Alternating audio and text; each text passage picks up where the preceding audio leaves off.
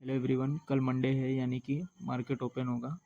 आप इस सपोर्ट का एक बार व्यू ले लो और अपने चार्ट पर ड्रॉ कर लो और एक एक प्राइस पॉइंट मैं आपको बताता जाऊंगा। आप कॉपी पेस्ट करते जाना और हर एक लेवल आपका निकल जाएगा और आपका व्यू थोड़ा सा क्लियर होगा कि प्राइस कैसे अप साइड मूव करती है और डाउन साइड मूव करती है। लेकिन मंडे के दिन प्राइस जैसा मैं आपको सपोर्ट दे रहा हूँ, सपोर्ट के ट्रेंड लाइन और रेजिस्टेंस के ट्रेंड लाइन, प्राइस को ऐसा रिएक्ट भी करना चाहिए, तभी आप उस पर रिएक्ट करना। नहीं तो आप अपने स्ट्रेटजी से ही ट्रेड में एंट्री और एग्जिट डिसाइड करना। अब चलिए एनालिसिस को देख लेते हैं। अभी जहाँ पे हमारी प्राइस है, अगर एनालिसिस अभी का चार्ट देखें, जहाँ पे अभी हमारी प्राइस है वहाँ पे एक स्ट्रॉन्ग रेजिस्टेंस था जिसको प्राइस ने ब्रेक करके थोड़ी सी अपसाइड गई है और वापस से रिटर्न उसी रेजिस्टेंस के नीचे प्राइस ने क्लोजिंग दिया है। तो अभी हमारा जो स्ट्रॉन्ग रेजिस्टेंस था, प्राइस को अब उस पर सपोर्ट लेना चाहिए अगर अप साइड मूव करना है। तो वो लेवल है 850 का। 850 हमारा सपोर्ट बनता है और रेजिस्टेंस हमारा 54,050 के आसपास बनता है। तो सपोर्ट हमारा 850 से 54,000 तक का बनता है। अभी बीच में जो हमारा स्ट्रॉन्ग रेजिस्टेंस था, अब प्राइस हो सकता है कि थोड़ी सी अप साइड मूव करे। कहाँ तक? 54,000 तक। 54,000 से फिर वापस रिटर्न प्राइस पुल बैक ले और ये जो हमारा बीच में एक स्ट्रॉन्ग रेजिस्टेंस था, प्राइस उसको सपोर्ट लेके अप साइड मूव करे। अगर वो भी ब्रेक करता है तो एक हमारा ट्रेंड लाइन जो पिछले ट्रेंड का सपोर्ट रहा है, अब वो रेजिस्टेंस की तरह बिहेव करेगा क्योंकि इसमें वाई ऑर्डर पड़े हुए हैं। आप देखोगे ये ट्रेंड लाइन मैंने पहले ही आपको ड्रॉ करवा दिया था, तो आप एक बार फिर से इसको ड्रॉ कर लेना। प्राइस वहीं पे आके फिर से आसपास कहीं ट्रेड कर रही है। तो अभी बैंक निफ्टी में थोड़ी जगह है, लगभग एक दिन के ट्रेडिंग सेशंस में। अब अगर स्ट्रॉन्ग बाइंग आती है तो प्राइस वहां तक पहुंच सकती है, इस ट्रेंड लाइन तक। बट प्राइस अगर इसको ब्रेक करती है तो हमारा इसके बाद जो स्ट्रॉन्ग रेजिस्टेंस बनता है 300। अगर प्राइस इस पर कुछ भी रिएक्ट नहीं करती है और प्राइस अपसाइड ही मूव चली जाती है तो फिर हमारा 300 रेजिस्टेंस है, जो रेगुलर हमारा जो रेजिस्टेंस बनता है 300 या 320 का बनेगा। और ये भी अगर ब्रेक होता है तो फिर नेक्स्ट जो हमारा स्ट्रॉन्ग रेजिस्टेंस बनता है वो 500 के समथिंग आ रहा है, तो 500 हमारा बनेगा, 510 या 20। और ये भी अगर ब्रेक होता है तो फिर 700 है, तो वहाँ तक प्राइस जा सकती है अभी 2-3 दिनों में।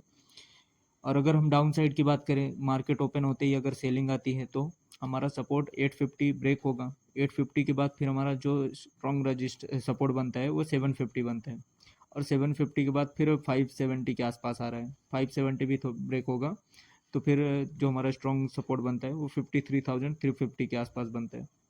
प्राइस यहाँ से भी बीच मिड सपोर्ट से भी रिवर्स हो सकती है। ज़रूरी नहीं है कि स्ट्रॉन्ग सपोर्ट अगर ब्रेक होता है तो प्राइस दूसरे अगले स्ट्रॉन्ग सपोर्ट तक ही जाएगी। तो प्राइस मिड से भी रिवर्स हो सकती है, मिड में भी सपोर्ट्स हैं। आप इनको कॉपी पेस्ट कर लेना। अब अगर ऑप्शन चेन को देखें तो ऑप्शन चेन में सबसे ज़्यादा कॉल साइड ओ आई 54,000 वाले लेवल पे है, यानी कि अभी प्राइस को अप साइड जाने का मौका है। 850 से अभी 150 पॉइंट जा सकती है प्राइस, 150-200 पॉइंट, क्योंकि कॉल सेलर वहीं पे बैठे हुए हैं 54,000 पे और सपोर्ट साइड ऐसा कुछ ओ आई जनरेट नहीं हुआ है।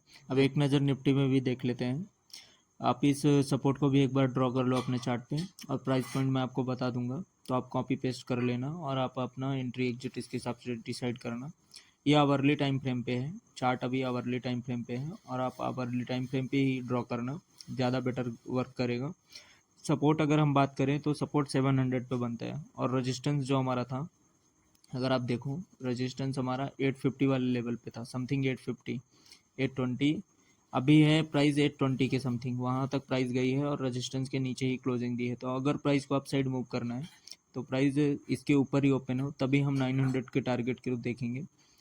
हमारा टारगेट पहला वही होगा, 830 में ओपन हो मार्केट, 820 या 830 तक जाने दें और थोड़ी देर होल्ड करें, यानी कि प्राइस टिके, तभी हम 900 वाले लेवल की ओर जाएंगे। और 900 भी अगर ब्रेक होता है तो 26,000 है सबसे ज़्यादा ऑप्शन चेन में। अगर देखें तो कॉल सेलर्स भी यहीं पे बैठे हुए हैं। अगर कॉल सेलर को मार्केट ट्रैप करने के लिए अपसाइड मूव करता है तो स्ट्रॉन्ग रेजिस्टेंस इसके बाद फिर 26,100 बनता है।